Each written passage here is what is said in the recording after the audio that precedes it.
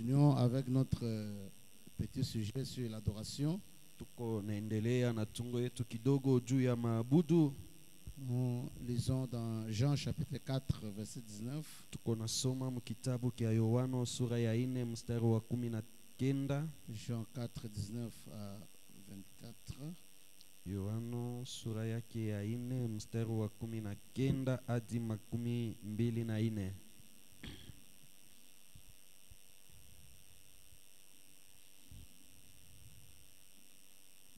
Nous lisons cela au nom du Seigneur Jésus-Christ. Tunaisoma mchina ya Bwana wetu Yesu Kristo. Jean 4 19 à 24. Yohano sura 4 mstari wa 19 hadi 24. Et nous lirons aussi Ésaïe 6 1 à 7. Na kisha tutasoma Isaya 6 1 hadi 7.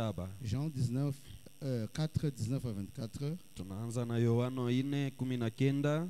Seigneur, lui dit la femme, Yule mwanamke akamwambia, Bwana, je vois que tu es prophète. ninaona ya kama wewe ni nabii.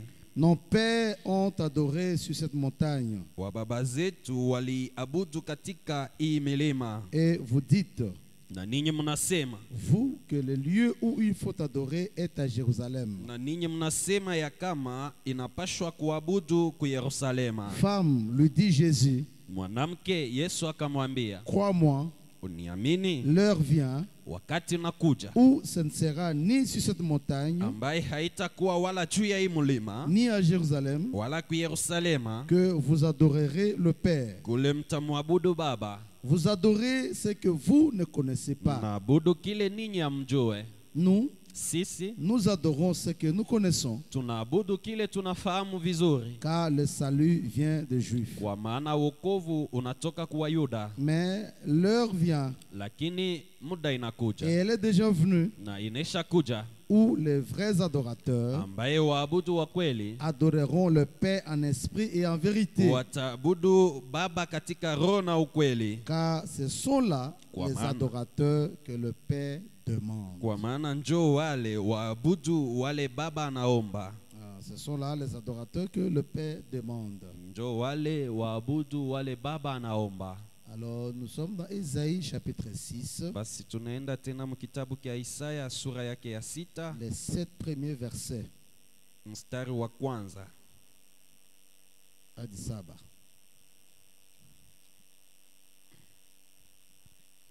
Ésaïe chapitre 6, Isaya sura yake ya 6 du 1er jusqu'au 7e.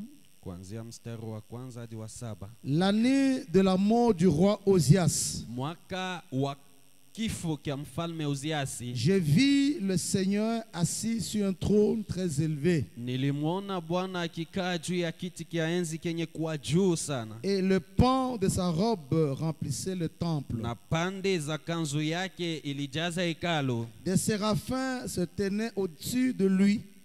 na maserafi walisimama juu yake. Ils avaient chacun 6 ailes, Kila mmoja alikuwa na mabawa 6, 2 dont ils se couvraient la face, mabawa 2 alijifunika uso, 2 dont ils se couvraient les pieds, na 2 akajifunika miguu, et 2 dont ils se servaient pour voler. na 2 ilimsaidia juu ya kuruka nayo. Ils criaient l'un à l'autre Na walikuwa wakilalamikiana mmoja na mwingine, et disaient, wakisema, Saint, mtakatifu, Saint, mtakatifu, Saint mtakatifu est l'Éternel des armées. ni Bwana wa majeshi. Toute la terre est pleine de sa gloire. Dunia nzima imejaa utukufu wake. Les portes furent ébranlées Na misingi ya vizingiti ya milango ikatetemeka dans leur fondement kwa misingi yao, par la voix qui retentissait. kwa ile sauti ilikuwa ikilalamika, Et la maison se remplit de fumée. na nyumba ikajaa na moshi. Alors je dis, Basi nikasema, malheur à moi, ole wangu, je suis perdu, kwa maana nimepotea, car je suis un homme dont les lèvres sont impures. kwa sababu mimi ni mtu mwenye midomo michafu. J'habite au milieu d'un peuple dont les lèvres sont impures. Ninakaa katikati ya watu wenye midomo michafu. Et mes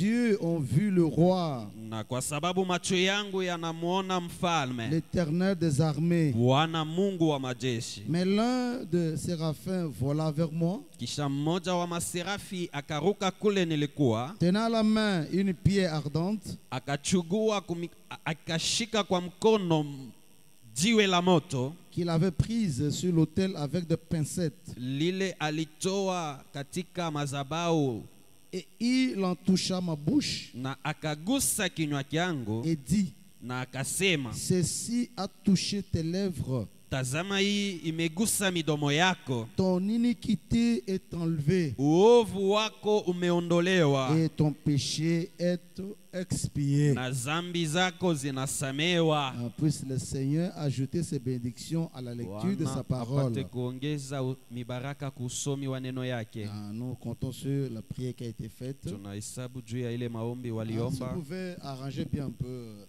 la sonorisation au Kama niveau de mon mnaweza micro, kabisa kutengeneza bibuyu pour que je sauti ne force haitoke pas mzuri, pour abîmer la voix. ili Arrangez nisijikaze un kwa peu bien, kuharibisha sauti. Mtengeneze.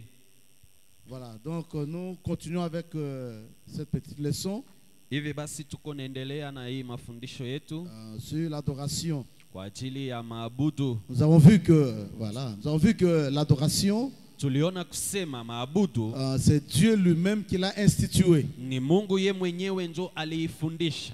C'est Dieu qui a établi cela. Ni Mungu njo alianza kuweka ile. Dieu veut être adoré. Mungu anapenda kuabudiwa. Amen. Amina. Amen. Amina. Et nous avions vu que Na tuliona kusema les gens sont tombés dans le formalisme, watu wanaanguka mbitu ya matengenezo, ce qui déplaît à Dieu. kile kenye kumchukiza Mungu. Dieu n'est pas le formalisme. Mungu asipende vitu vya matengenezo. Mais il veut une adoration qui vient du cœur. Anapenda maabudu yenye kutoka kuroho. Une adoration venant du cœur, Ile inatoka kabisa kumoyo. c'est ce que Dieu agrée. Na njo ile maabudu yenye Mungu anakubali. Amen. Amina. Amen. Amina. Maintenant, nous allons voir Na sasa tutaona ces anges-là qui sont en sa présence en train de l'adorer. wale wa malaika wenye kuwa pembeni yake uweko na muabudu. Voyons, nous allons voir comment le prophète explique cela.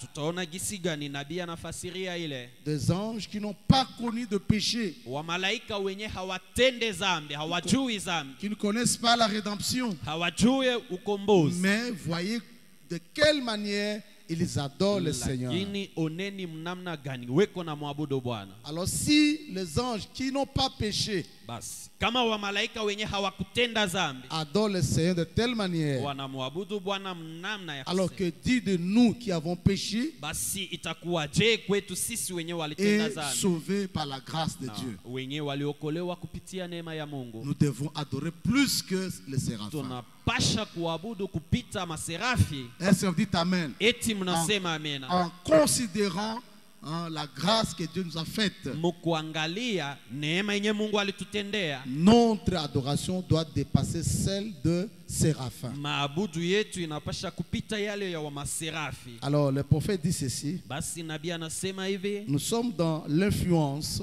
tunakuwa ndani ya mahubiri uvutio du 12 janvier 63. tarehe 12 mwezi wa kwanza mwaka 63 Au paragraphe 52 ubeti wake 52 à 55. hadi 55.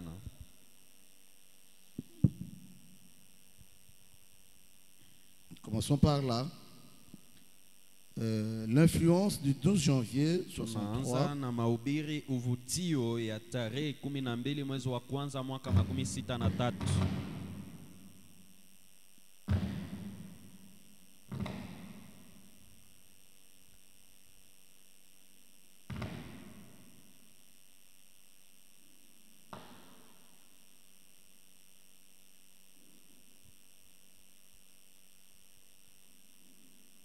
Janvier 63. tarehe 12 mwezi wa kwanza mwaka 63. Paragraphe 52 à 55. Ubeti wake 52 hadi 55. Le prophète dit ceci. Nabii anasema hivi À partir du paragraphe 52. kuanzia ubeti wake 52.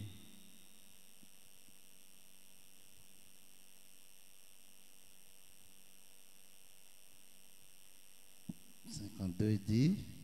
52 anasema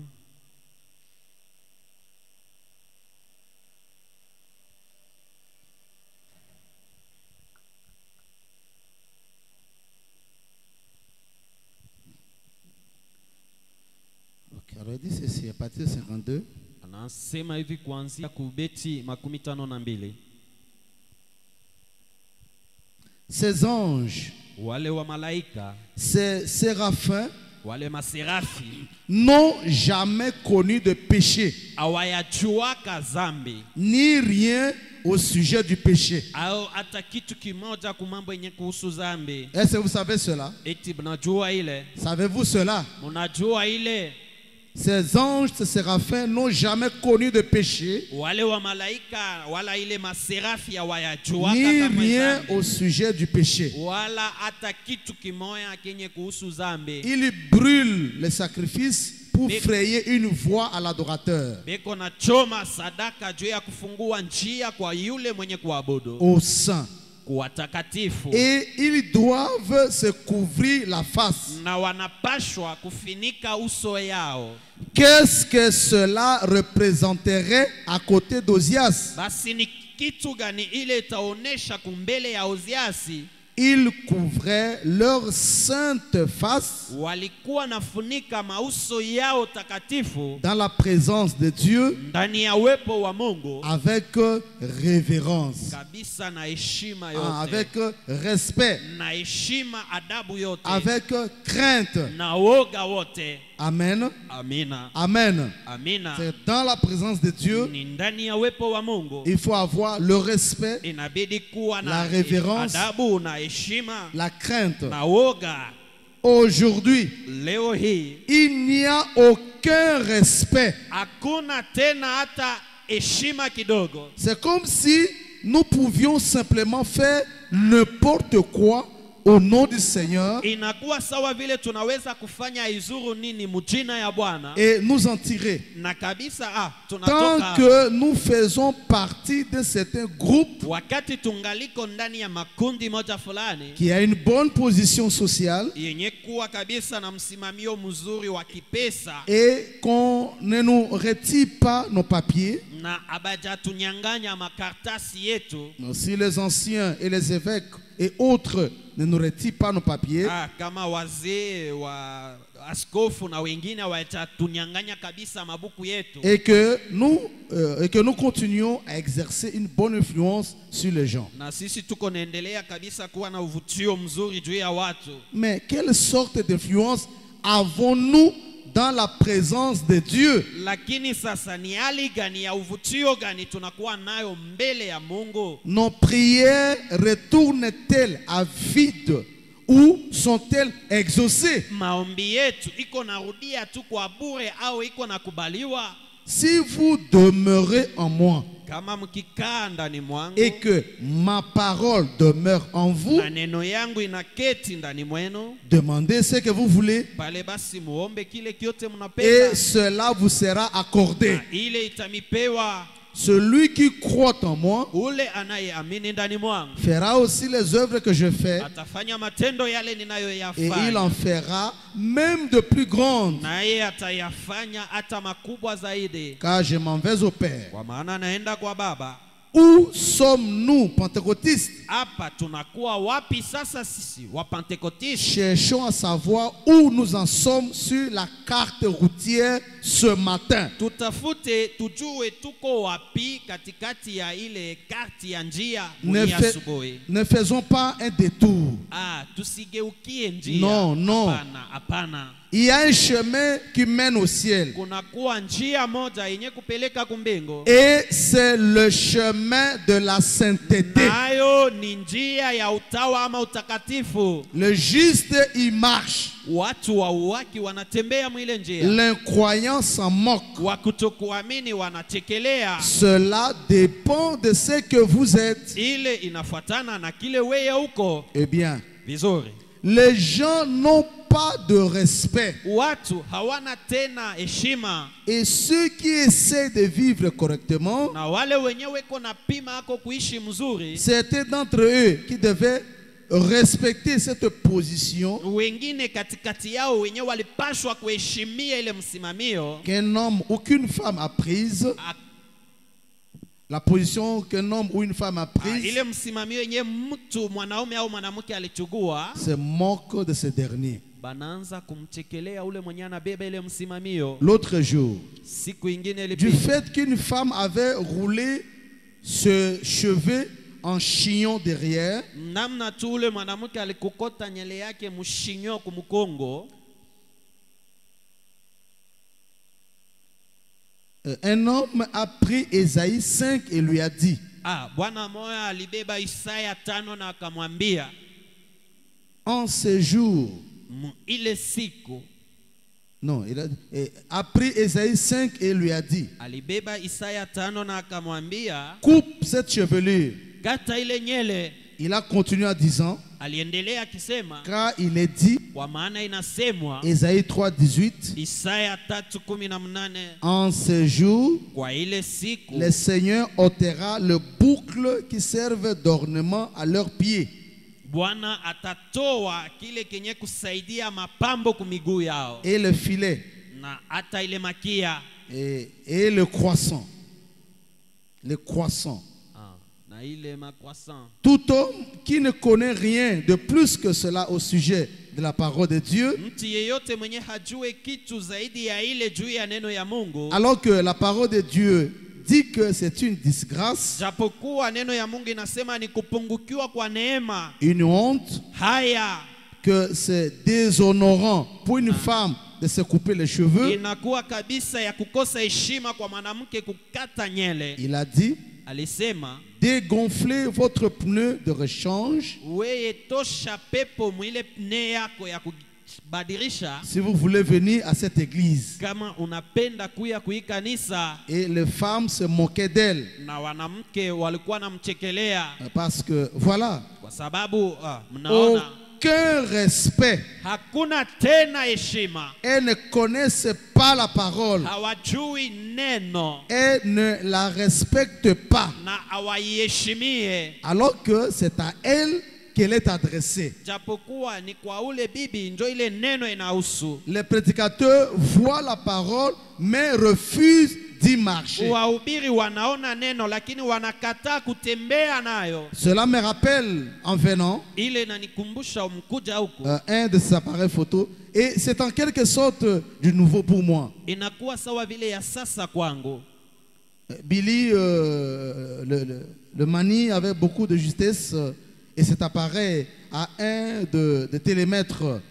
Bili yeko naitumikisha kabisa na uharaka moja na ile inakuwa kabisa na ile perimetre moja. J'ai regardé quelque chose avec cet appareil et j'ai vu 3 ou 4 objets et tout était très identique. Nikaangalia kabisa mwile chombo nikaona vitatu au vinne vilikuwa kabisa vizuri kabisa. Bon. Ce dont l'église a besoin, Kile kenye kanisa iko nacho hitaji c'est d'un télémètre. inakuwa ni ile telemeta. Utilisez votre télémètre. Kutumikisha telemeta yako Qu'est-ce? ni kitu gani? Le voici. Tazama, Car quiconque retranche quelque chose de parole du livre kwa sababu yeyote ule mwenye atapunguza maneno ya mkitabu ou ajoute quelque chose, au anaongeza pale kitu kingine, Dieu retranchera sa part du livre de vie. Mungu atapunguza kipande yake mkitabu kia uzima. Voilà votre télémètre. Tazama ile telemeta yako. Amen. Amen. Amen. Amina. Les séraphins, Wale maserafi ils ont 6 ailes. banakuwa na mabawa 6. Dieu a donné à ces anges-là 6 ailes. Donc c'est une catégorie d'anges spéciale. Mungu alipatia wale wa malaika mabawa 6, inakuwa ni kiwango kia wa malaika Dieu, wa en les kipekee. créant, Mungu mkubaumba leur a donné 6 ailes. aliwapatia mabawa 6. Ils ont 2 pour se couvrir la face. Beko na mabawa 2 juu ya kufunika uso. Et le prophète dit que une sainte face. Na nabii anasema uso yao takatifu. Une sainte face. Uso takatifu. Mais malgré que cette face-là est sainte, lakini ijapokuwa uso yao ni takatifu, dans la présence de Dieu, uwepo wa Mungu il couvre ça. beko na ifunika. Parce que leur sainteté Kwa sababu ile utakatifu ne yao représente rien devant la sainteté de Dieu. haioneshe kitu mbele ya utakatifu wa Mungu. Est-ce que vous dites amen? Eti mnasema Eux amen. dont la face est sainte. Bo mbele uso yao ni takatifu. Mais ils ne présentent pas, ils ne Lakini gonflent pas, ils abakuye ne bombent pas tu le hivi, torse wanavimbisha devant le kilala Seigneur. mbele ya Bwana. Et si un ange comme celui-là, Na kama malaika sawa na ule dont la face est sainte, ambaye uso wake ni utakatifu, qui regarde de bonnes choses, eko naangalia vitu qui ne vizuri, fait aucune faute, aucun asifanye péché. hata zambi moya wala kosa moya, Mais quand il doit adorer, lakini wakati non, ataabudu, il couvre sa face. hapana, anafunika uso wake. Que dit maintenant de nous, Sasa itakuwa je juu yetu les adorateurs, que nous sommes sisi méchants, waabudu que vile nous sommes tulivyo, wakali vile tulivyo devant le Seigneur. mbele ya Bwana. Nous devons dégager la crainte et le respect. Tunapasha kuonesha woga na heshima.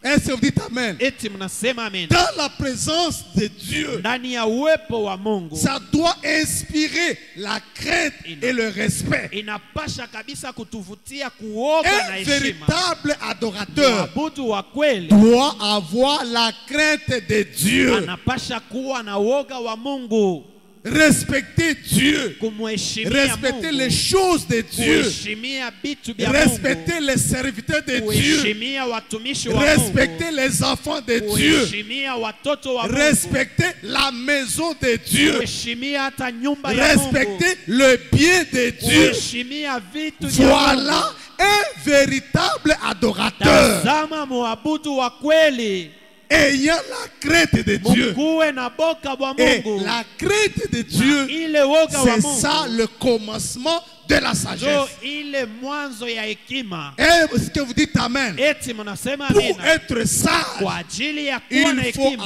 avoir la crainte de Dieu. inabidi ukuwe na woga wa Mungu. Cette crainte de Dieu Ile woga wa qui Mungu vient de la parole. yenye inatokea kuneno. Amen. Amen. Amen. Amina. Ces anges couvrent leur face, Wale bamalaika beko nafunika mauso yao, ne pouvant pas regarder le Saint de Saints. abawezi kuangalia mtakatifu wa watakatifu, Et ils ont 2 autres ailes na beko na mabawa ingine 2 pour voler dans la présence de juu Dieu. ya kuruka muwepo wa Et Mungu, cela nuit et jour. na ile usiku sawa Donc, vile mchana. l'adoration, Ni kusema maabudu ce n'est pas circonstanciel. haina tu ya kupitia mambo moya fulani, L'adoration Ama ya n'est pas wakati. circonstancielle. haina tu ya wakati moya fulani. L'adoration est permanente. Maabudu inakuwa ni ya saa Votre yote, vie maisha yako est yote une adoration. inakuwa ni maabudu. Amen. Votre vie est une Hata adoration. maisha yako mwenyewe inakuwa ni Votre kuabudu. comportement Tabia est une yako adoration. inakuwa ni maabudu. Votre parure Kuonekana est kwako une adoration. inakuwa ni maabudu. Ce que vous faites Kile wewe est une unafanya adoration. inakuwa ni maabudu. Est-ce que vous dites amen? Eti mnasema Donc amen. vous êtes un adorateur Ni kusema permanent unakuwa muabudu et wa wakati ayant wote, la crainte de Dieu. na ukiwa na boka bwa Mungu, Parce que l'œil de Dieu kwa sababu licho ya Mungu regarde partout, liko naangalia fasi en yote, tout temps et en toutes kila circonstances. wakati na mkila matukio. Est-ce que vous dites amen? Eti mnasema Voilà amina. les adorateurs que le Père demande. waabudu wale baba iko naomba. Et nous voudrions être de tels adorateurs Tunapenda tupate kuwa waabudu wa dont vile la vie plaise à Dieu, bale benye maisha dont yao la vie inampendeza adore Mungu, Dieu, bale benye maisha dont la yao famille inaabudu adore Mungu, Dieu, bale benye maisha yake dont inamwabudu le Mungu, comportement adore Dieu. bale ambaye tabia yake iko na mwabudu Mungu. Si les anges Kama ba malaika peuvent voiler leur face, qui est sainte, wanaweza kuzibilia ama kufunika mauso yao, ni inspirant nani ainsi ule? la crainte, le respect, Ikionesha la révérence. woga, heshima, hadabu, que dit de nous? basi mara C'est ngapi sasa pourquoi nous sisi? devons être révérencieux Kwa maana dans la présence tunapasha de Dieu. kuwa na hadabu kabisa ndani ya uwepo wa Mungu. Est-ce que vous dites Amen? Eti mnasema amina. Soyez révérencieux. Tukue kabisa na Ayez adabu le na respect. heshima, tukue na Ayez la heshima, crainte de Dieu. tukue na boka bwa Mungu. Et Amen. reconnaissant, Na tukitambua qu'on ne mérite même pas kusema shie benye hatukustahili de hata nous kustahili approcher de Dieu. kukaribia na On Mungu. était loin. Tulikuwa Mais mbali, la grâce lakini a neema fait que ilifanya kusema Dieu Mungu condescendant apate et kujipunguza il est venu nous tirer de na là anakuja kututosha mule ndani pour nous Alléluia. ramener plus près de kwa lui, ajili ya kutupeleka karibu naye. que ne devrait pas être notre degré de Ni reconnaissance hali gani ilipasha kuwa hali yetu ya et shukurani avoir la crainte et na le kuwa respect de Dieu. na boka na heshima ya Mungu. Amen. Amen.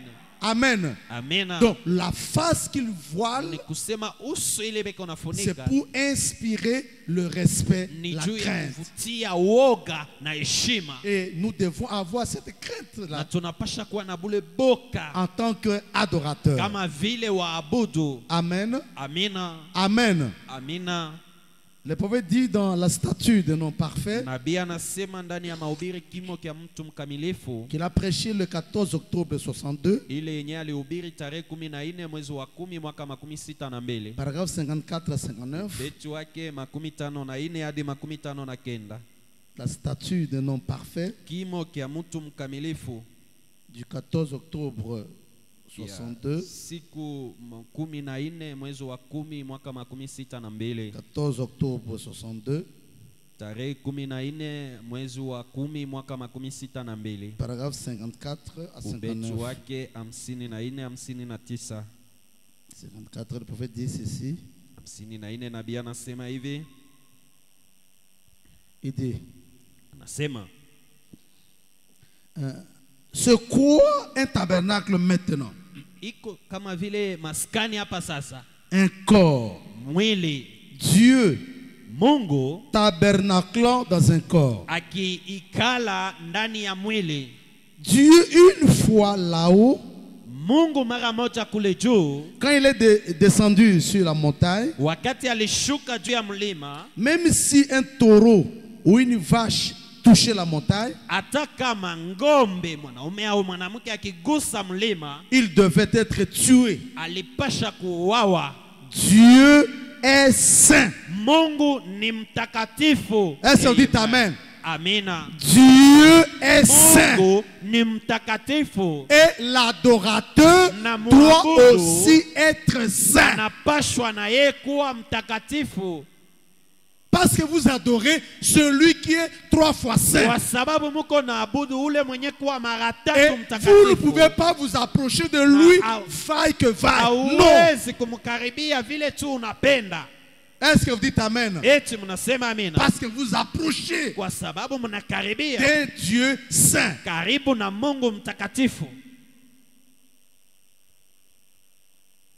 On n'a plus la crainte de Dieu. Hatuna tena na boka wa Mungu, Plus question de crainte de Dieu. hatuna tena kumwogopa Mungu. Quelqu'un qui va, il se souille, parfois il vient même de commettre le péché. Pengine anatoka tamu kufanya Et dhambi, sans la crainte de na Dieu, pasipo il kuwa na peut woga wa venir, Mungu il anaweza peut kuja, monter au Dieu de la chair, il anapanda prêche, yule ya mimbari il anahubiri, peut même toucher aux anaweza instruments, kugusa hata vyombo, les ustensiles sacrés. vitu vyombo Il peut même venir vitakatifu, s'asseoir anaweza kuja anakaa avec l'odeur du péché. na ile harufu ya Non, dhambi. vous n'avez Hapana. pas la crainte de Dieu. Ayez la crainte de Dieu. Est-ce que vous dites Amen? Ayez la crainte de Dieu. Un adorateur doit avoir la crainte de Dieu. La crainte des choses de Dieu. Amen. Ce n'est pas n'importe qui doit toucher même aux ustensiles du temple. Ce sont des choses sacrées, consacrées au Seigneur. Ce sont des choses saintes. Amen. Amen. L'adorateur doit être saint. C'est pourquoi il doit se sanctifier. Amen. Chercher la paix avec tous et la sanctification sans laquelle personne ne verra Dieu. On ne veut plus ça. On veut se vautrer dans le péché. Non, Dieu il est saint. Et l'adorateur doit aussi être saint. Est-ce que vous dites Amen? Est-ce que vous dites Amen?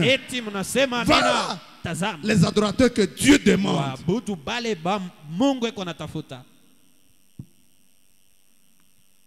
Plus question de la crainte, de la référence vers Dieu ou vers ces choses. Le prophète dit, Dieu une fois là-haut, quand il est descendu sur la montagne, même si un taureau ou une vache touche la montagne, il devrait être tué. Dieu est saint. Hier soir, quand ces anges se couvraient la face, des saints séraphins ayant des saintes faces qui ne savent même pas ce que signifie le péché. Et ils doivent se couvrir la face en présence de Dieu. Couvrir leurs pieds dans l'humilité. Est-ce que vous dites Amen? La face, quand il couvre la face, le prophète dit, c'est le signe de la crainte de Dieu. C'est le signe du respect, de la révérence. Quand il se couvre le pied, c'est le signe de l'humilité. Et un adorateur, il est humble. Il n'est pas orgueilleux. L'adorateur est humble. Soyez humble. Dieu résiste aux orgueilleux, mais il fait grâce aux hommes. Les adorateurs que le péché, ce sont ceux-là qui sont humbles, humbles d'esprit et de cœur. Est-ce que vous dites Amen? Est-ce que vous dites Amen? Vous croyez au prophète? Vous croyez au prophète? C'est lui qui parle. Moi, je ne fais que le répéter. Je ne fais que le répéter. Eh bien, hier soir, quand ces anges se couvraient la face, des saints séraphins ayant de saintes faces qui ne savent même pas ce que signifie le péché, et ils doivent se couvrir la face en présence de Dieu, couvrir leurs pieds dans l'humilité. Eh bien, les dieux saints ne pouvait pas fermer les yeux sur le péché. Ainsi, rien ne pouvait toucher la montagne où Dieu se trouvait. Puis, Dieu est devenu chair Mungu alijifanya mwili et a habité parmi nous na akakaa katikati yetu sous la forme de Jésus-Christ, muumbo ya Yesu Kristo, son fils, mwana wake, sa création. maumbile yake. Alors, Basi ce fils a donné sa vie ule mwana akatoa maisha yake, et la cellule sanguine de Dieu fut brisée ile chembe ya uzima ya Mungu ikavunjwa afin que la vie puisse sortir du sang vers nous. kwa ajili uzima upate kutoka mdamu kufikia kwetu. À travers ce sang, Na kupitia ile damu nous sommes purifiés. tunakuwa wenye kutakaswa. Et Amen. maintenant, Na sasa notre sang, damu yetu, notre vie, maisha yetu qui est venue par un désir sexuel, yenye ilikuya kupitia nia ya uzinifu, qui a mené notre vie dans le monde, yenye ilileta maisha ama uzima wetu pa dunia, le sang de Jésus-Christ ile damu ya Yesu Kristo nous purifie. inatutakasa. Le sang de Jésus-Christ nous purifie. Damu ya Yesu Kristo inatutakasa. Il change notre nature Iko na badirisha maumbile yetu en envoyant sur nous le Saint-Esprit. ikitutumia juu yetu Roho Mtakatifu. Alors, Basi nous acquérons la nature divine de Dieu. pale tunapokea maumbile ya kimungu ya Mungu, Nous devenons donc un lieu d'habitation pour Dieu. pale tunakuwa fasi ya makao ya Mungu. Est-ce que vous dites Amen? Eti mnasema amina. Est-ce que vous dites Amen? Eti mnasema Les amina. adorateurs Waabudu que le Père demande bale baba iko ou que le naomba, Père cherche, bale baba iko c'est natafuta, ceux-là inakuwa ni qui bale deviennent benye le banakuwa lieu d'habitation de mahali Dieu. ya makao ya Mungu, Parce que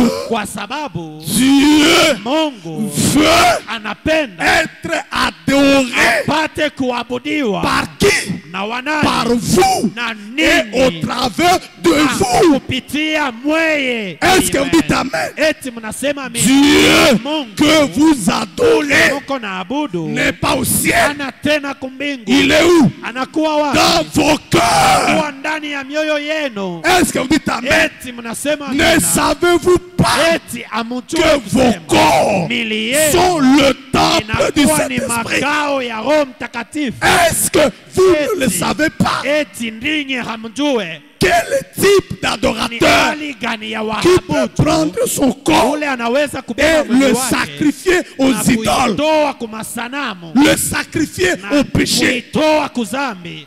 Et où sera Na Dieu? atakuwa wapi Mungu? Où sera l'adoration? Na maabudu itakuwa wapi? Est-ce que vous dites Amen? Eti mnasema amina. Dieu Mungu veut être adoré anapenda au kuabudiwa travers de vous. kupitia ninyi. Amen. Et c'est le Na Saint-Esprit ni Roho qui Mtakatifu peut maintenant vous purifier, ndio vous anaweza sanctifier, sasa kuwatakasa na kuwasafisha, enlever l'ancienne naissance, kutosha ile kuzalika ya la zamani, vieille ile nature, maumbile ya zamani, pour que vous deveniez kwa ajili mpate une kuwa nouvelle nature. kiumbe kipya. Est-ce que vous dites Amen? Eti Et mnasema cet amina. adorateur-là, Ule mwabudu ule dans lequel ndani Dieu yake habite, Mungu anakaa il devient saint. na anakuwa mtakatifu, Il devient saint. anakuwa C'est mtakatifu. pourquoi Paul, Na ndio kwa maana quand Paulo il écrit, wakati aliandika, nous ne croyons pas comme les catholiques sisi hatuamini kama vile que Katoliki. pour devenir saint, Sema juu ya kuwa il faut mtakatifu d'abord mourir inabidi mbele et qu'on ukufe fasse des services. na bakufanyie kazi. Non, Hapana, le saint watakatifu sont vivants, weko hai ceux en qui pale ndani Dieu yao demeure. Mungu Ceux qui sont anaketi devenus pale benye le banakuwa tabernacle vivant du Dieu vivant, le véritable adorateur qui véhicule Dieu. Est-ce que vous dites Amen? Et maintenant, un tel adorateur, faites attention, quand vous le touchez, vous touchez Dieu, parce qu'il devient plus que même une cabine de 6600 volts. Parce que celui qui est en lui, il est terrible. Est-ce que vous dites Amen? Et un tel adorateur, mais quand il se met à genoux et il crie, mais c'est Dieu qui parle. Est-ce que vous dites Amen? Un tel adorateur, ce n'est plus lui qui vit, mais c'est Dieu qui vit en lui. Et si vous le touchez, vous touchez Dieu. C'est pourquoi il a dit, ne touchez pas à mes oins, ne faites pas de mal à mes prophètes. Un oint de Dieu, ne le touchez pas, parce qu'il a une alliance. C'est un adorateur. Est-ce que vous dites Amen? Il devient le tabernacle du Dieu vivant. Dieu habite là. Le toucher, c'est toucher Dieu. Faites attention. Quand Dieu a déjà trouvé un tel adorateur. Est-ce que vous dites Amen? Ayez du respect envers un tel adorateur. Le prophète continue à dire, il dit, à travers ce sang, nous sommes purifiés. Et maintenant, notre sang, notre vie, qui est venue par un désir sexuel, qui a amené notre vie dans le monde, le sang de Jésus-Christ nous purifie. Il change notre nature en envoyant sur nous le Saint-Esprit. Alors, nous acquérons la nature divine de Dieu. Nous devenons donc un lieu d'habitation pour Dieu. Jésus a dit, en ce jour-là, vous connaîtrez que je suis en mon Père et que le Père est en moi, que je suis en vous et que vous êtes en moi.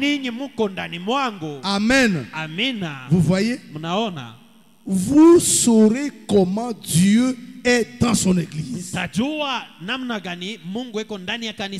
L'église est maintenant censée prendre la place de Christ et continuer son ministère.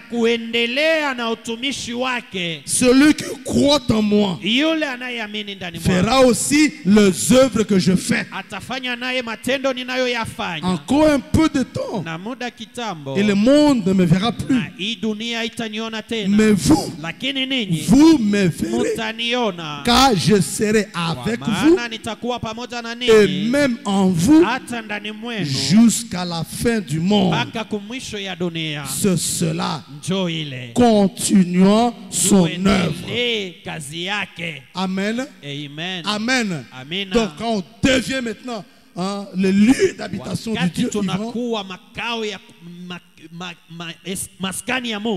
là on peut bien l'adorer. Là on peut lui être utile.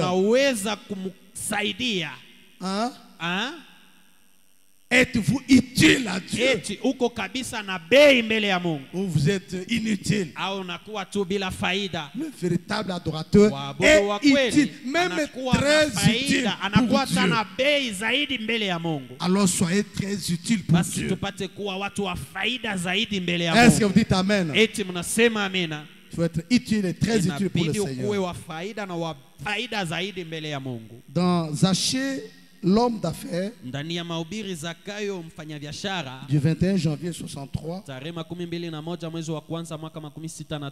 Zachée, l'homme d'affaires, du 21 janvier 63, paragraphe 52 à 54, paragraphe 52 à 54,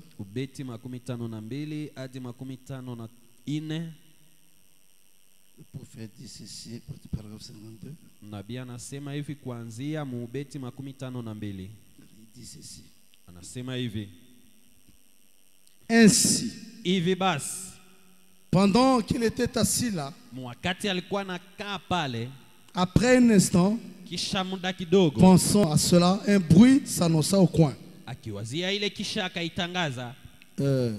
C'est une chose étrange. Inakuwa kitu kia kigeni. Mais partout où Dieu se trouve, lakini fasi yote pale Mungu eko, il semble qu'il y a beaucoup de bruit. Inakuwa sa vile kuko makelele mingi. C'est étrange. Ni ya kigeni. Mais il en est ainsi. Lakini njo vile biko. Vous savez, najua, pendant qu'Ésaïe se trouvait là dans le temple, wakati Isaya alichikuta mule ndani ya hekalu, après la mort d'Ozias, kisha kufa kwa Oziasi, il a entendu un bruit. Alisikia kelele moja fulani. Et tout le temple était secoué. Na hekalu yote litikisika. Le fondement était ôté de leur emplacement. Misingi ilitoshwa pa fasi yao. Et il y avait là des anges, na kulikuwa pale wa malaika, des séraphins. Wa serafi. Ce sont de chérubins, inakuwa ni maserafi, ceux qui brûlent les sacrifices, bale benye kuchoma sadaka,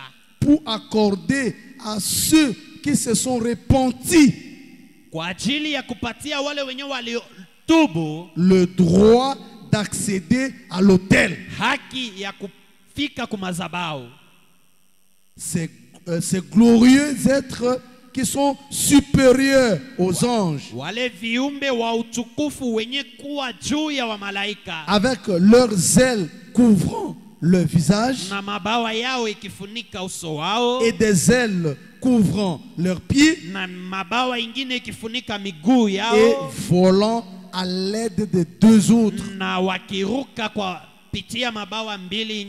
en criant: Saint, takatifu, Saint, takatifu, Saint takatifu, est l'Éternel Dieu Tout-Puissant. Maintenant suivez. Si un ange couvre son visage saint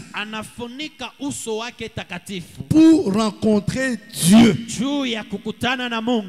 comment allons-nous prendre un credo pour couvrir le nôtre?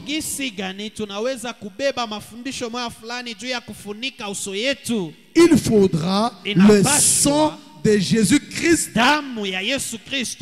pour nous couvrir. Alors nous sommes des fils. Pas confectionner ceci ou confectionner cela, mais le sang. Dieu a toujours le seul lieu qu'il a pour rencontrer l'homme en vue de la communion. C'est sous le sang répandu, là où les gemmes de vie. Dans l'ancien sacrifice, sous la loi de Moïse, on apportait un animal.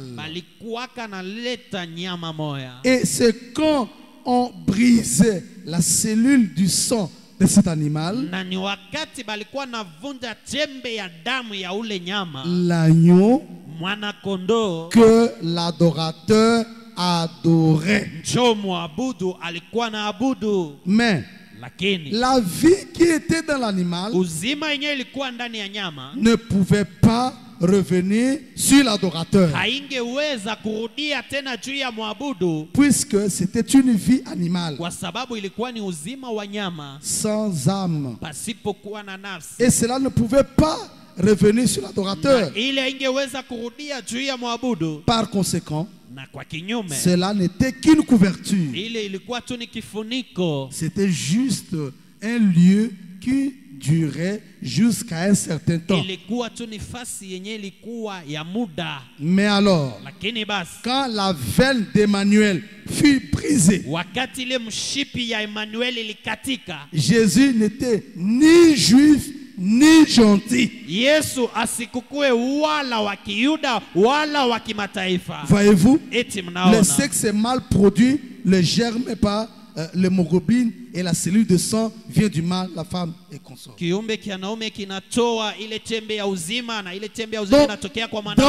Dans l'ancien sacrifice, Dieu avait exigé de l'adorateur de ne pas paraître bredouille. Il fallait venir avec son sacrifice. Et quand il vient comme ça, ce pour se repentir, donc un véritable adorateur ne peut pas mettre la croix sur la repentance.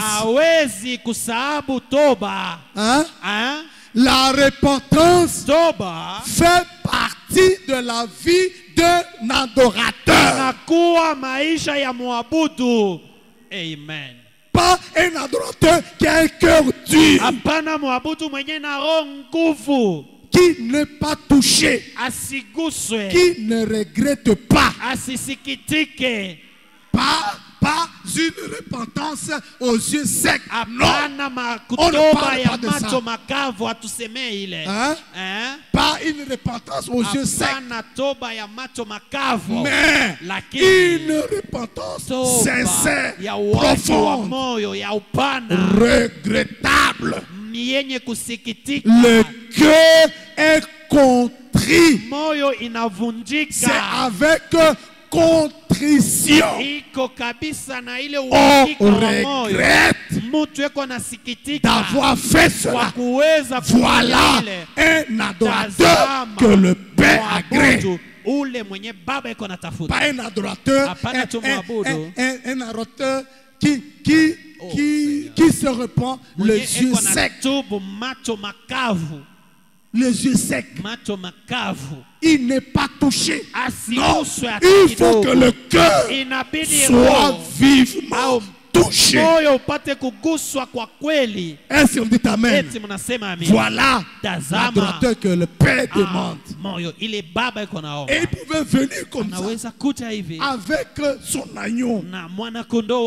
Et pendant qu'on égorgeait l'agneau, il sentait comment l'agneau mourait. Un substitut qui le remplace en principe, celui, le pécheur, l'adorateur qui devrait mourir, celui. Mais l'agneau prend sa place. Est-ce qu'on dit amen? Maintenant là-bas, ce qui manquait, c'est que la nature de l'adorateur ne changeait pas.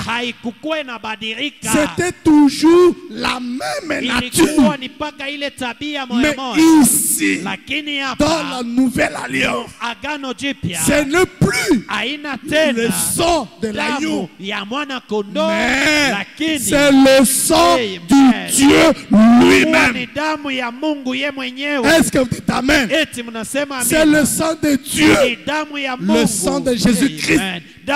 Ce sang-là, une fois sur vous, vous êtes purifiés. Et Dieu enlève même la racine, le désir, le goût du péché est même enlevé et il vous donne une nouvelle nature. Alors, si ta vie ne change pas, ta vie ne change pas, le sang est là, le sang de Jésus est plus puissant que le sang de l'agneau, plus puissant que même le détergent.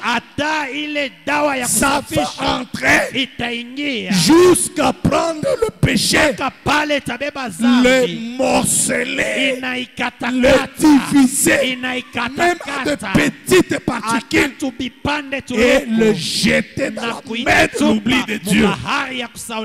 Cette mer qui n'a pas de fond, et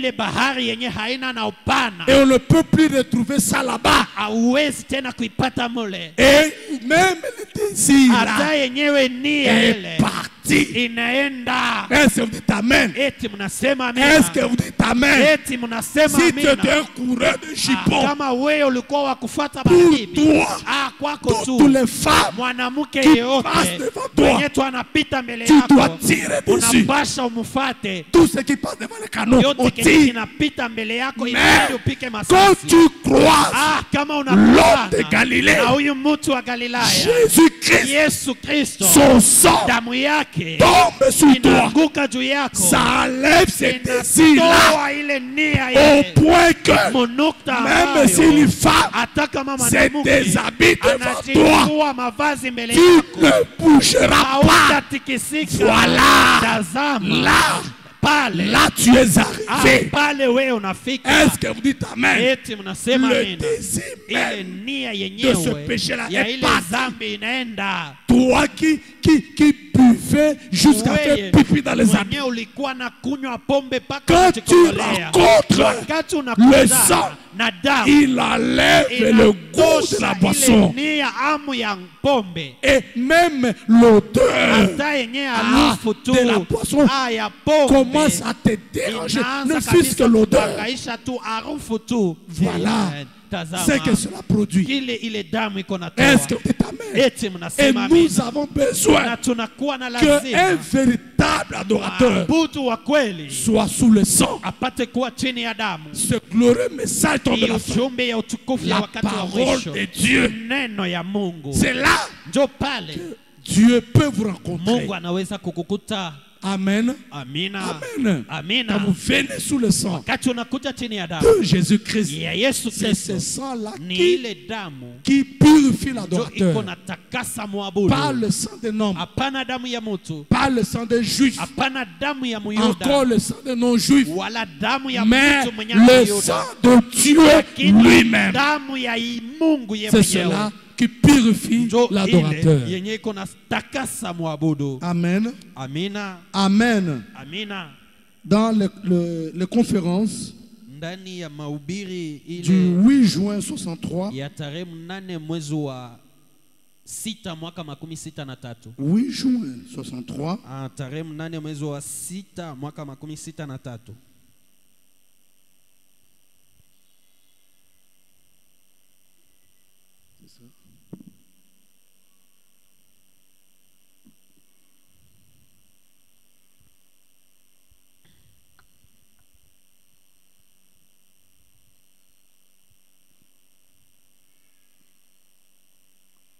non, je mal noté peut-être la date. Niliandika mbaya tarehe. Les conférences. Voilà.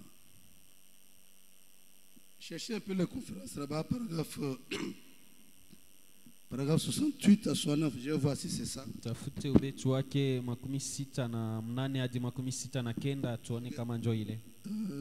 J'ai mal pris la date. Sijue kama niliandika mbaya tarehe. Ah, c'est ça, oui, voilà. Ça c'est quelle date? Pardon?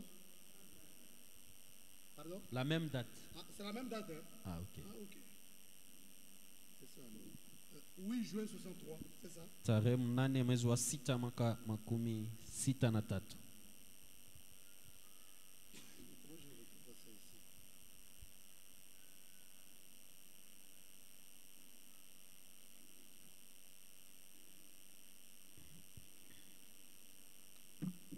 Ça va, je vais lire ce qui est là.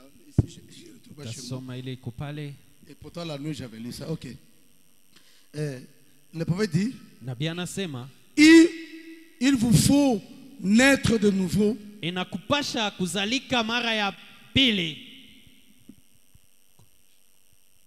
Il vous faut naître de nouveau. C'est ça. Il faut naître de nouveau. Inakupasha kuzalika mara ya pili.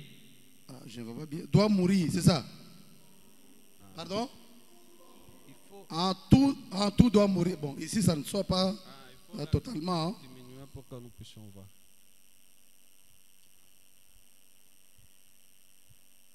Ok, voilà. Il faut naître de nouveau. Tout doit mourir. Inapaswa kuzalika mara ya pili, yote inapasha kufa. Toute votre théologie, c'est pas. Majifunzo yako yote ya kimungu. Bon, ok, allez-y, montez, cherchez là. Panda, nikona. C'est moi le commentaire là.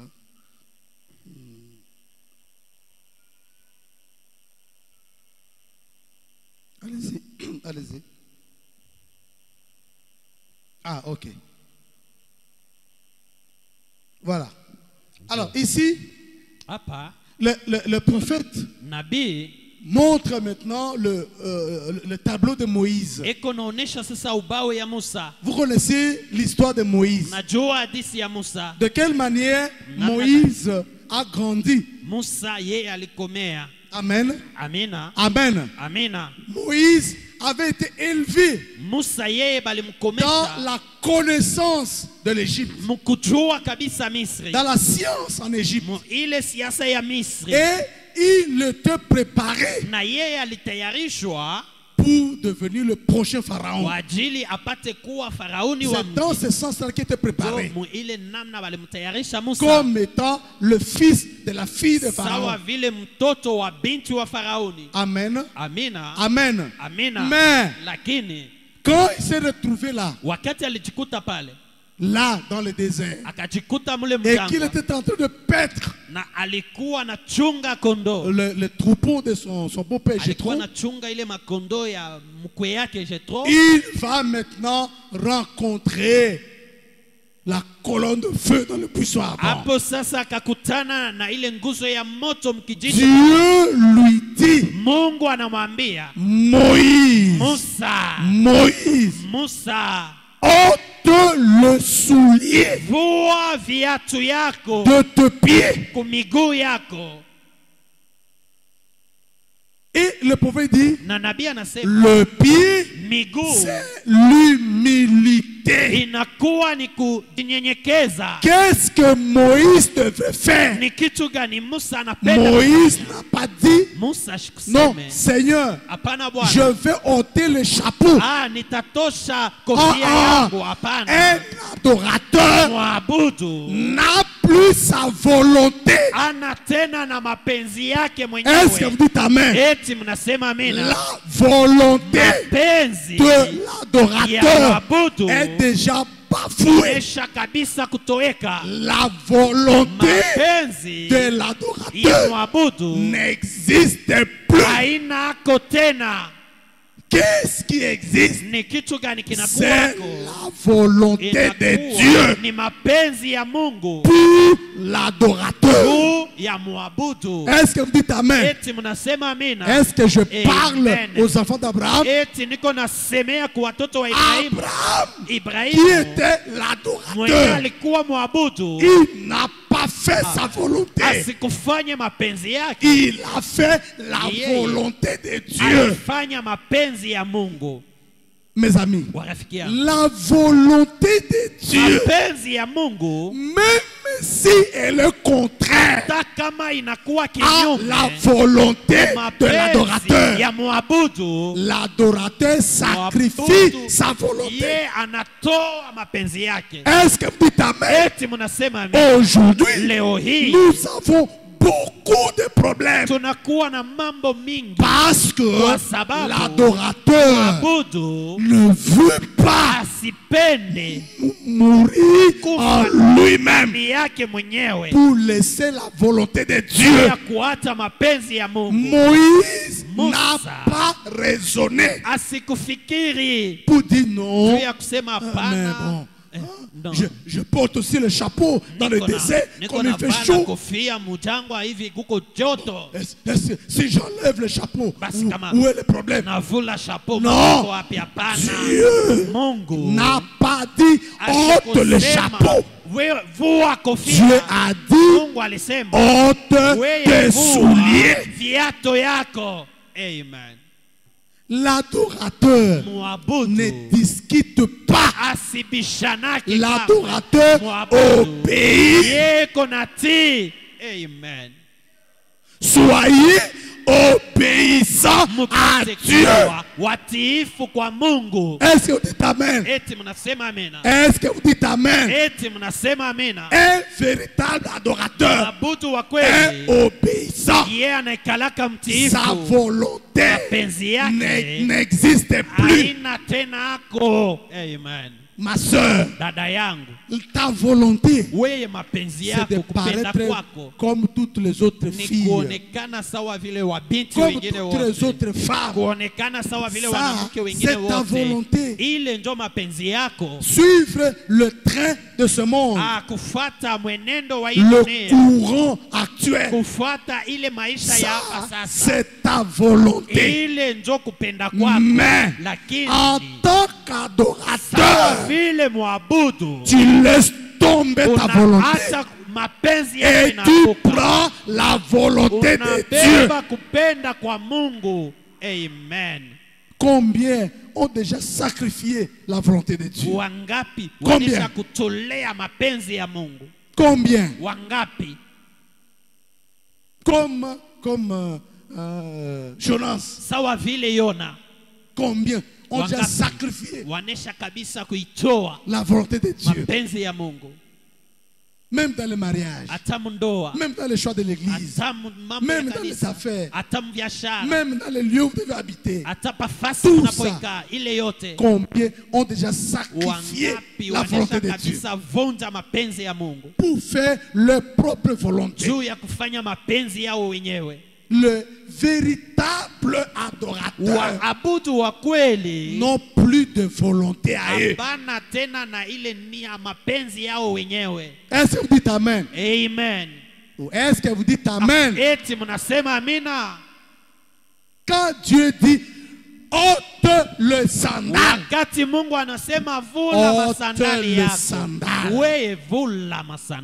et pour ôter, tu dois t'incliner dans la présence de Dieu. On s'incline. Amen. On devient humble. On s'efface pour que Dieu puisse apparaître. Amen. Non plus, non que ma volonté, mais que ta volonté s'accomplisse. Même si c'est dur. Oh, est-ce que vous dites Amen? Même si c'est dur, mais comme c'est la volonté de Dieu, suivez. Dieu dit à Abraham, Abraham, lève-toi, prends ton unique fils. Il ne s'arrête pas là. Prends ton unique fils,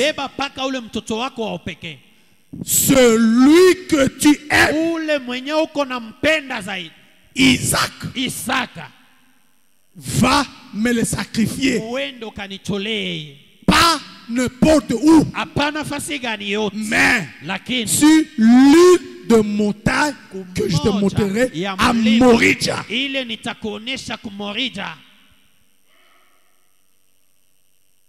Quelle était la volonté d'Abraham? C'était d'aimer son fils, ilikuwa ni kumpenda mtoto yake, de le garder en vie, na kumchunga akiishi, et de savoir na kujua que à partir de lui, sema kupitia ule mtoto wake il y aura d'autres fils. kutakuwa watoto wengine. Ça, c'était la volonté d'Abraham. Ilikuwa mapenzi ya Ibrahimu. Mais Lakini Abraham a sacrifié ça. Alitoa ile. Est-ce que vous dites amen? Eti mnasema Alors, nini na basi? sacrifiez votre volonté. Mapenzi yenu. C'est lorsque Ni wakati vous sacrifiez unatoa mapenzi votre yako. Volonté Unatoa que mapenzi yako. vous verrez le miracle de pale Dieu. utaona muujiza wa Mungu. Et Abraham, na Ibrahimu, oh là là, quand il a accepté de sacrifier sa volonté, c'est alors qu'il a vu l'agneau de Dieu qui ôte le péché du monde. Si Abraham n'avait pas accepté de sacrifier sa volonté, Dieu ne serait pas Jéhovah j'irai pour lui. Est-ce que vous dites amen? Pour que Dieu devienne Jéhovah j'irai pour toi, sois obéissant à la parole, sois obéissant, sacrifie ta volonté, cherche la volonté de Dieu. Est-ce que vous dites amen? Si vous gardez encore votre volonté, non, vous ne verrez rien. Jésus-Christ est arrivé lui-même à ce stade. Oh, et c'était Dieu. Il dit, Père, non, non, c'est Dieu. Que cette coupe non, mais passe. Oh non, ça ne va pas te passer. Parce que si ça passe, tu n'auras pas un nom qui est au-dessus de tous les noms. Mais non pas ma volonté, mais que ta volonté soit faite. Est-ce que vous dites amen? Quand tu t'engages dans le mariage, est-ce que tu effaces ta volonté pour laisser paraître la volonté de Dieu? Hein? Dieu te dit c'est à gauche. Non, non, mais pas c'est à gauche là-bas, c'est sec. Tu vois qu'à droite c'est fleuri. C'est Dieu qui connaît la fin avant le commencement. Si lui t'a dit à gauche et que ta volonté c'est à droite, c'est de ta volonté. Aujourd'hui, tu peux voir qu'à gauche c'est sec. Mais lui plus tard, il sait que là où il y a la verdure aujourd'hui, ça va faner. Mais là où il y a la sécheresse aujourd'hui, tu auras beaucoup d'années d'abondance. C'est comme ça. Et un véritable adorateur, il comprend cela. Il ne fait pas sa volonté, mais il fait la volonté de Dieu. Il est obéissant. Mais beaucoup d'adorateurs ne sont pas obéissants. Dieu lui dit, ôte le sandal. Et Abraham devrait exécuter cela. Pas ôter le chapeau. Non. C'est que Dieu t'a dit. Fais-le. Fais-le. Si c'est Dieu qui t'a dit, exécute-le. La volonté de Dieu a toujours été meilleure. Est-ce que vous dites amen? Est-ce que vous dites amen? Un véritable adorateur cherche la volonté de Dieu. Amen. Amen. Pas le chapeau, mais il a parlé du soulier. Bon, d'autres choses Prenons, je vais terminer avec ceci. Se souvenir du Seigneur. Se souvenir du Seigneur. Du 9 décembre 62. Se souvenir du Seigneur. Du 9 décembre 62. Paragraphe 38 à 41. 38 à 41. Alors, le prophète dit ceci.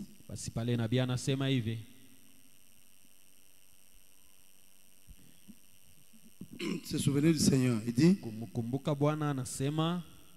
38, il dit la communion avec le Seigneur.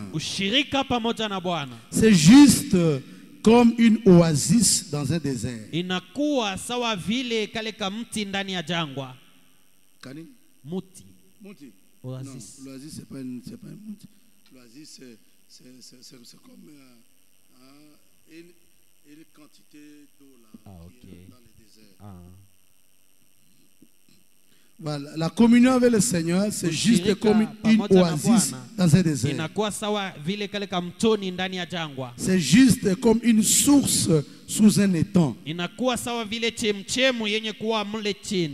Là où le voyageur passe, s'arrête et boit de l'eau jusqu'à étancher sa soif. C'est cela. Se souvenir du Seigneur. En accomplissant de sa table, là où passe le pèlerin qui séjourne ici sur terre avec nous. Ensemble, nous pouvons passer par sa table.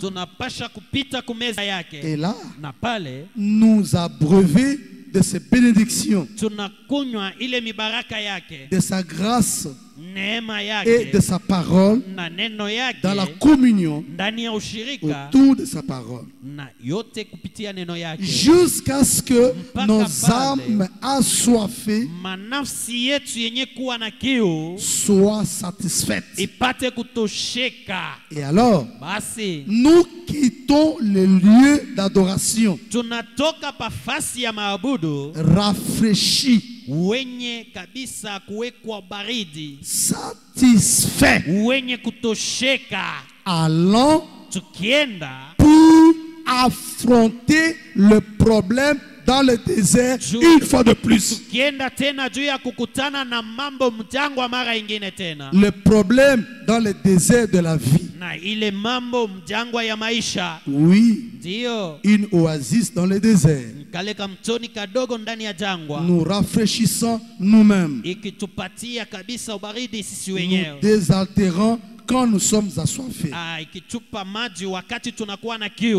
Il devrait en être ainsi pour chaque adorateur. C'est pour chaque vrai adorateur. Ce qui fait qu'ils ont le désir de se retrouver ensemble. Il y a quelque chose de divin dans la communion. Cela a été ordonné par Dieu. C'est saint et sacré. Il est juste en nos soif. C'est comme David qui a dit que comme une biche soupire après des courants d'eau, ainsi son âme soupire après Dieu. Une petite biche qui a été blessée par une meute de chiens qui ont arraché de son flanc une bouchée, qui s'est échappée de là, et elle se tient debout,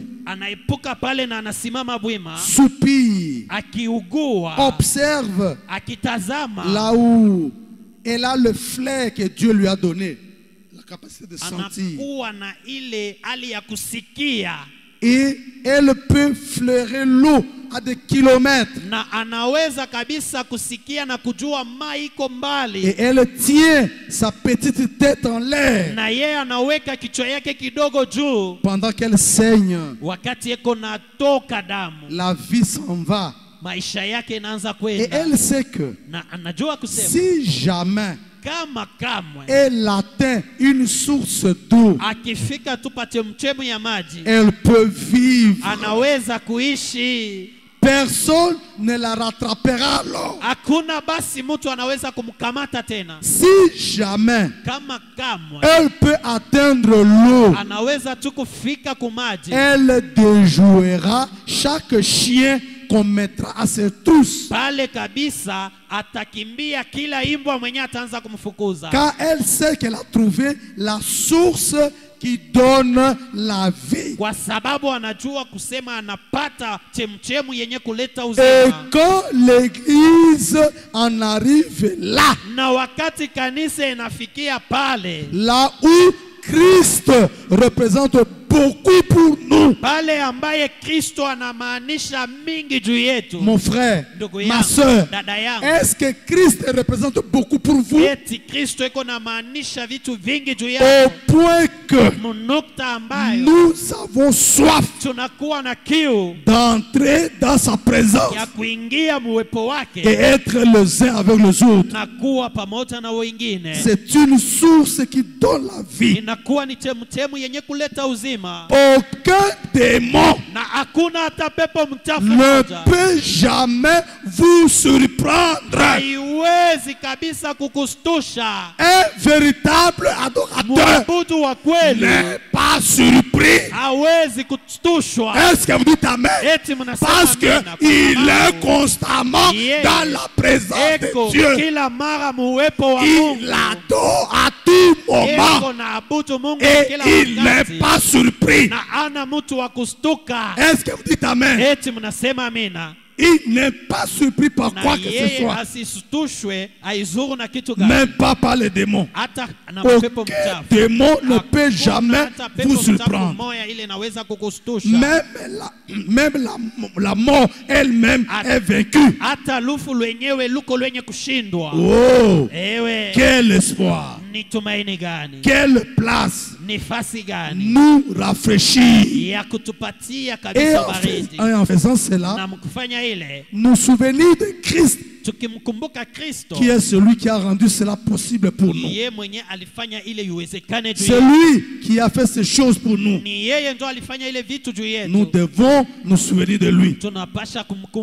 En effet, souvenez-vous-en, autrefois, nous étions des étrangers, sans Dieu, des païens, emportés par des idoles muettes. Mais souvenez-vous, Christ n'est pas mort pour les Juifs, mais c'est pour chaque créature de la race déchiré d'Adam, que Christ est mort. Christ est mort pour chaque adorateur. Est-ce que vous dites amen? Celui qui accepte la mort de Jésus-Christ, sur qui revient le sang, sur qui revient la vie qui était dans le sang. Celui-là a de la valeur devant Dieu. Est-ce que vous dites amen? Et il doit être reconnaissant. Il doit avoir la crainte de Dieu. Il doit reconnaître que c'est par la grâce qu'il est sauvé. Et lorsque tu reconnais cela, ta vie doit témoigner de cette reconnaissance-là. La reconnaissance est à l'intérieur, dans le cœur, mais ça doit être manifesté à l'extérieur pour voir que ce monsieur ou cette dame qui était autrefois païen, mauvais, est maintenant transformé. Est-ce que vous dites Amen? Alors si vous acceptez cela, vous reconnaissez que vous êtes deux véritables adorateurs. Alors que tout ce qui appartient à votre Dieu que vous adorez, qu'il vous l'accorde de telle manière que aucun démon ne puisse vous atteindre, qu'aucun chien méchant ne puisse vous atteindre. Est-ce que vous dites Amen? Courez vers la source intarissable de la vie. Jésus-Christ est la source de la vie. Il est la source du bonheur. Il est la source de la guérison. Il est la source d'élévation. Courez vers lui en tant que ces sujets. Ne regardez pas à ceux qui vous environnent. Vous gardez vos yeux sur lui, sur votre Rédempteur. Il est vivant et il se lève pour défendre ses adorateurs. Parce qu'on l'appelle Goël, le Rédempteur, le vengeur de ses frères. Est-ce que vous dites Amen? Et nous avons notre Goël, le Seigneur Jésus-Christ, le parent rédempteur. Il nous rachète. Même si tous les démons de l'enfer se liguent contre vous, votre Goël est là. Il se lève pour vous défendre. Alors qu'il vous défende ce matin, qu'il soit votre avocat, qu'il soit votre juge, qu'il soit votre défenseur, et que tous vos ennemis tombent sous vos pieds, que lui-même, votre Goël, prenne votre défense, même si vos péchés sont rouges comme les cramoisis, votre Goël va le transformer. Il va le transformer. Ils deviendront plus blancs que la laine blanche. Si vous revenez par la repentance, est-ce que vous dites Amen? Qu'il prenne tous vos péchés, qu'il les jette dans la mer de l'oubli. Et cela veut dire il ne peut plus s'en souvenir. Est-ce que vous dites Amen? Et aucun démon de l'enfer n'a d'autorité sur vous. Aucun démon n'a pas de pouvoir sur vous, parce que vous avez été racheté par un grand prix.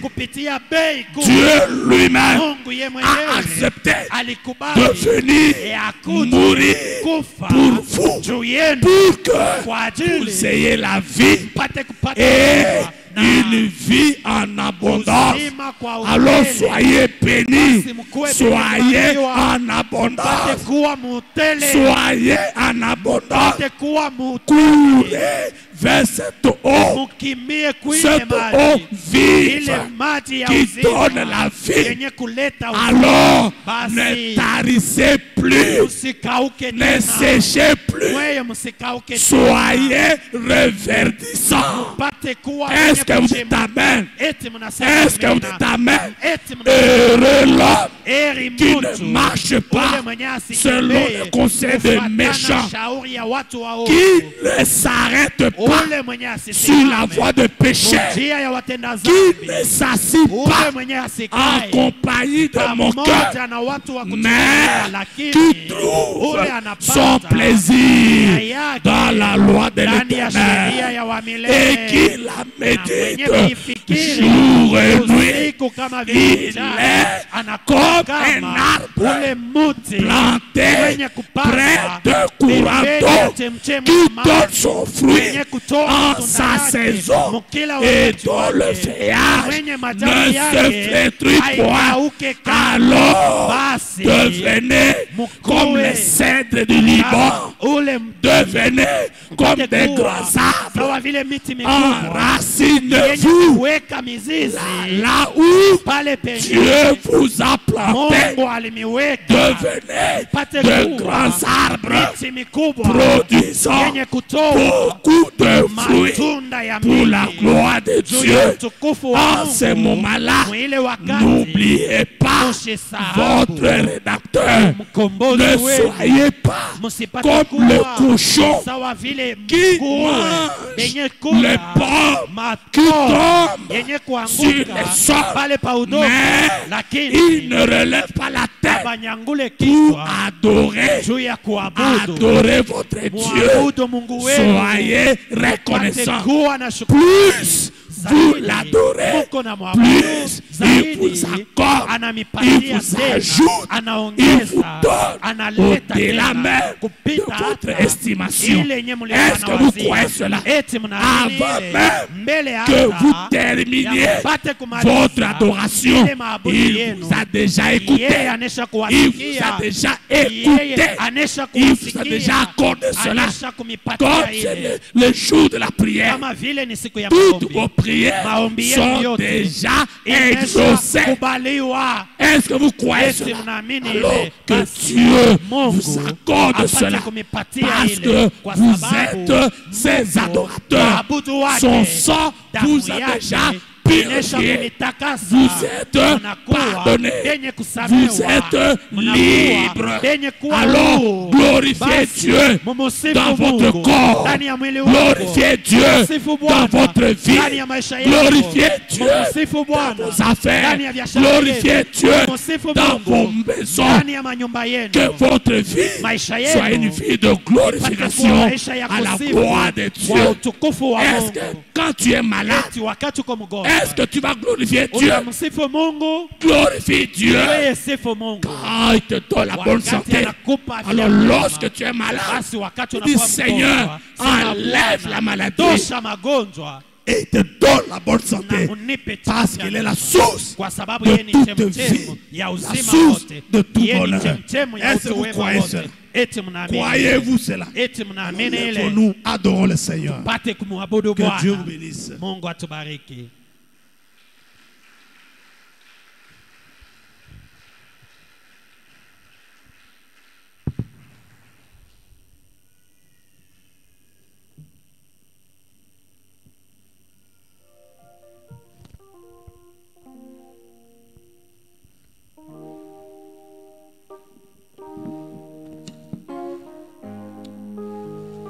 Le 209 croit seulement. Seigneur, je reviens.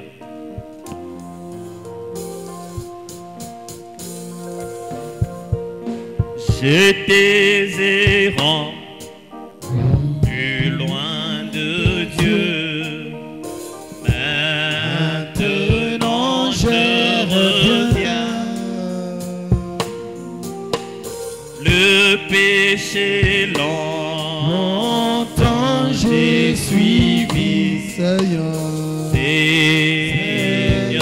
je reviens. Et moi je reviens. Je reviens à la maison, mon Dieu, pour ne plus errer. Ne plus errer, ouvre tes larmes.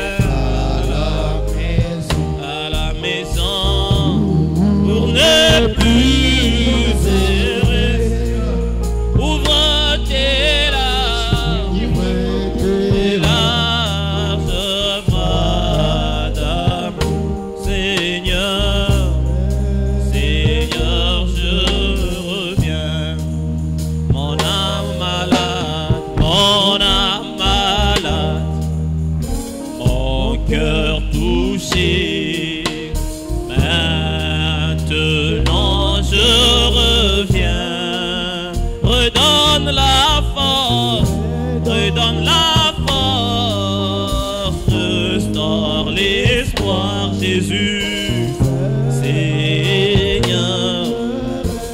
Mon Dieu,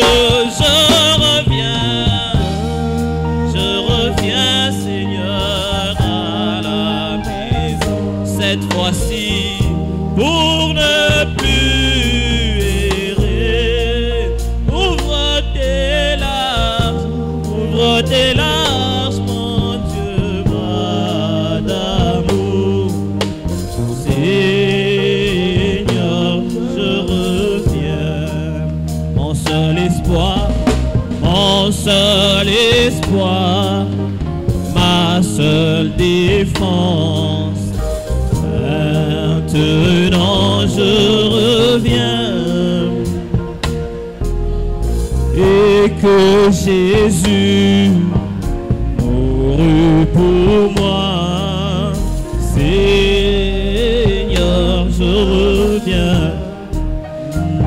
Oh, je reviens à la maison pour ne plus errer. Ouvre tes larges bras d'amour, Seigneur, je reviens. Je sais, j'ai besoin de ton sang. Maintenant je reviens. Oh, lave-moi plus grand que la neige. Seigneur, je reviens. Je reviens à la maison pour ne plus verrer. Ouvre tes larges bras d'amour, Seigneur, je reviens.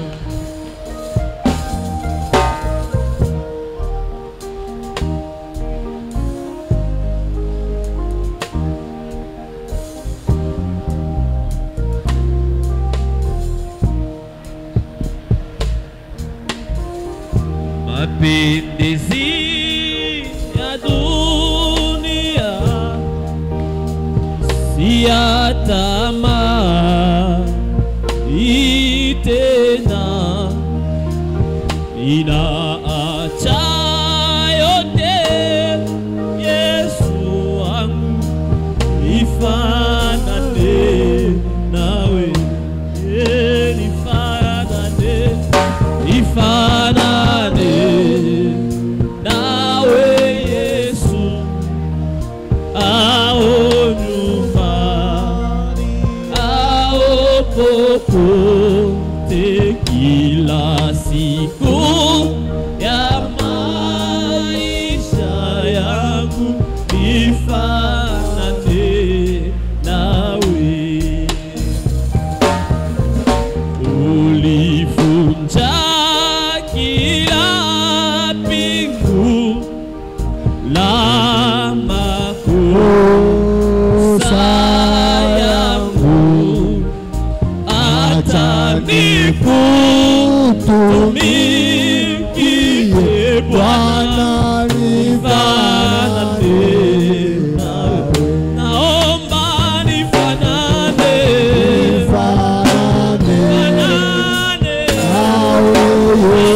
Yesu, nao nyumbani, nao popote, kila siku ya maisha yangu, fanane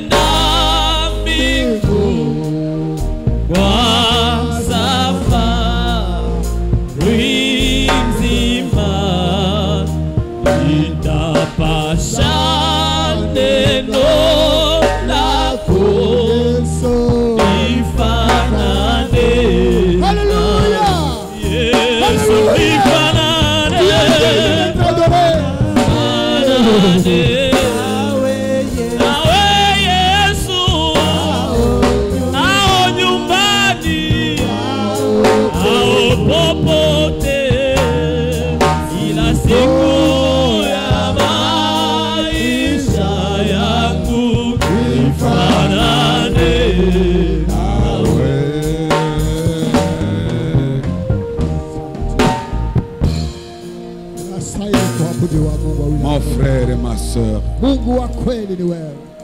Hakuna mwingine.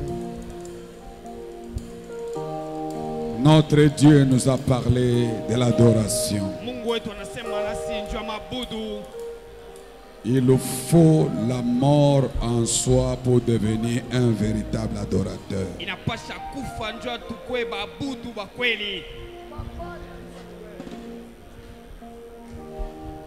Que notre vie puisse glorifier le Seigneur. Que tout ce que nous sommes puisse glorifier Dieu.